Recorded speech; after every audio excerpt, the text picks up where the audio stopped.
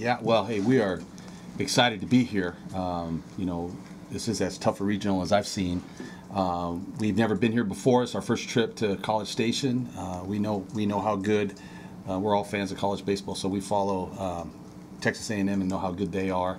Coastal Carolina, we've had some experience with them. We went to tournaments down there, and we know that they're an excellent club as well. We don't know much about Texas Southern, but they wouldn't be here unless they're a quality team and capable of winning at this level. So really proud of our team. It's been a little bit of a road and a journey to get back to the playoffs, and we'd like to have been here sooner, but just kind of a process that it took our program to go through. And we owe it a lot to the performance of seniors like Chris Paul and juniors like Devin Pearson and guys who really sacrificed for the team. Chris is part of a senior class of 3 players, Chris Muse-Fisher and Dylan Nelson. Their first time to the playoffs, and it's a long road, and it is a road of perseverance. And just really proud of Chris, who was named first team All Pac-10, first team All Defensive Team in the Pac-12, excuse me. And he's having his best year. Devin Pearson came back after a hamate bone injury at the start of the season and fought his way back and finished strong, and really was one of the keys to us accelerating our season at the end there. So we're happy to be here. We know it's going to be a great challenge. I think our guys are ready for it. We're kind of a pitching and defense team. I think one of the things that kind of put our performance over the top is our defense has been much improved all season long, and we pitch pretty good, but we can pitch really good when we play good defense. And when we rely on people up and down the lineup to be a key part of our offense all year long, it's not just one person. Earlier on in the year, one of our most outstanding players, Lucas Ursig, I think that we were kind of relying on him a little bit too much, but then we kind of learned to spread the responsibility around a little bit with Chris and Devin and Aaron Knapp, and all up and down the lineup. People have gotten big hits for us all season long. The Pac-12 was extremely tough this year. I don't think anybody would blink an eye if a team that finished at the bottom won a series over the team that finished at the top. It just was that balanced, and it was weekend to weekend. It was anybody's game. I think that gets us ready for competition like this. Historically, 1, 2, or 3 Pac-12 teams kind of move on after the first round, and that kind of gives you confidence that the league season prepares you for postseason play. Thank you very much. Questions? Speaking of pitching, do you have a guy in mind for tomorrow? Well, Dalton Jeffries has been our Friday starter, and he'll continue to be our Friday starter. He's a sophomore. He's a quality arm. He's going to be highly regarded and touted by professional baseball coming out his junior season. He's been all the way from 92 to 94, maybe touched 95, maybe here at the end of the season more 91, 93. He relies on fastball command. He's got to have some secondary pitches. His changeup and his curveball have to be of some use to him for it to be effective, because no one in college baseball can live alone with a 92-mile-an-hour fastball. Coach, talk about your pitching staff a little bit against Coastal's batting lineup. They have a tendency to knock the ball out of the park, but you've got a guy tomorrow that doesn't give up many, so it's kind of a battle of 1 and 2 there. Just talk a little bit about that. Yeah, Coastal has some experience. We know how good offensively they've been, and so we're going to go at them with our best, and we got to keep the ball in the park to be effective. They've got some power. They have some steals to the top of the lineup as well, and I think they also have relied on hitters up and down the lineup to be effective for them.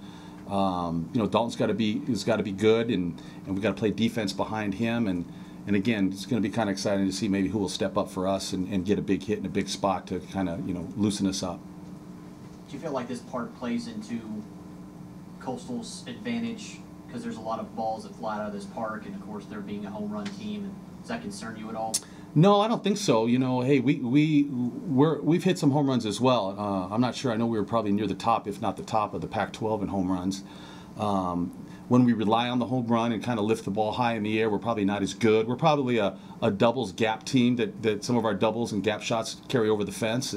But when we stay low and hard, we're really a much better offensive team. But we do have some power up and down the lineup too. We can sneak 1 or 2 out of the ballpark as well. But that is a concern, because you got to keep them in the park in order to be able to handle them offensively. Chris, can you talk about making the postseason in your senior season, and also that you guys won 18 games in the Pac-12, what that meant to you?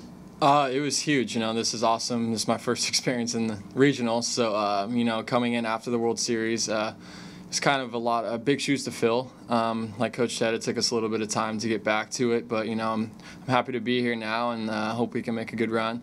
And I think we tied the record for most wins as our school. So that was huge for us. It's a big, huge stepping stone, and hopefully after me they can carry that on after. Do you think it's a disadvantage or advantage that you guys do not have the conference tournament at the end like some of the other schools do?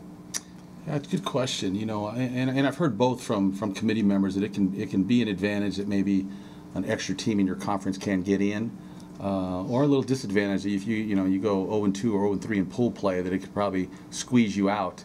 Maybe having that type of atmosphere where you're playing tournament play. Some feel like they get a feel on how they're going to use their rotation, and maybe just the schedule of getting up and kind of maybe scouting other games in a tournament setting. I don't think I'm a big fan of playing a 30-game league season and then declaring the champion after one weekend, though. I think that's the true test of who the champion of the league is a 30-game season, home and away, kind of grinding it out week to week. It's you don't like to see someone just have one weekend and get your automatic bid. There's experiencing the pressure of an elimination game type thing. That would help, maybe? Yeah, possibly. Sometimes experiencing the pressure of a Sunday in Arizona is pretty tough, too, when you've got to keep the ball in the park there. And we feel like, I think historically the Pac-12 teams have fared well by playing a 30-game season without a tournament.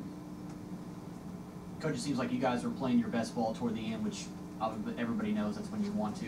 What was the difference you felt toward the end where your guys were hitting the ball a little bit better and you come around a little bit more offensively? Yeah, I think our defense kind of picked up. I think we had a little period in the middle of the season where we started off very fast and we're playing pretty well, and I think our players kind of got a little careful and trying to protect something they didn't really have. I think we went to a couple weekends where maybe we played a couple home series with some teams we felt like we should handle. And I thought we played a little tight until we kind of found our rhythm on how to play loose and competitively against the very best teams in our conference. I think we kind of hit our stride playing the UCLAs and Arizona States and USCs, where we kind of found a way to approach it, get to the ballpark, get our work done, get ready to play, and then play high-level baseball, but continue to be kind of relaxed and loose a little bit. Devin, the same question that Chris addressed, just getting back to the tournament, and what pressure did you guys feel all year to be the team to kind of end that drought and get the program back? Well, honestly, we didn't feel much pressure because no one really had expectations for us. We had more expectations for ourselves, and we wanted to be that team, and we kind of played loose, like Coach said, and just brought the best out of each other to get here. But it's really exciting to finally be here, and means a lot, especially to our seniors. How did you guys go about scouting Coastal? You don't see them during the year, and they're different coasts and everything. Well, I've got a lot of faith in our pitching coach, Mike New, who's been around a lot, and his ability to read hitters, in the batter's box or first time through the lineup. And I think we're going to pitch to Dalton's strength early because we won't know a lot about them. But I think after one time through the lineup, Mike usually does a pretty good job of getting a plan together on how to attack hitters. I mean, he's been doing it all year long, and we've got a lot of trust in his ability to kind of give us a good game plan. Tim, can you talk about facing their pitchers? Well, I mean, you guys have seen probably the best pitching staff in the nation, UCLA. I mean, I guess you're not scared of anybody after going through that, huh? Yeah, we're definitely not scared of anybody, but when we played Campbell, who's in their league, and we faced some pretty good pitching there, so we know that they definitely have some arms that, if we don't take care of business, can beat us. So any given day, anything can happen.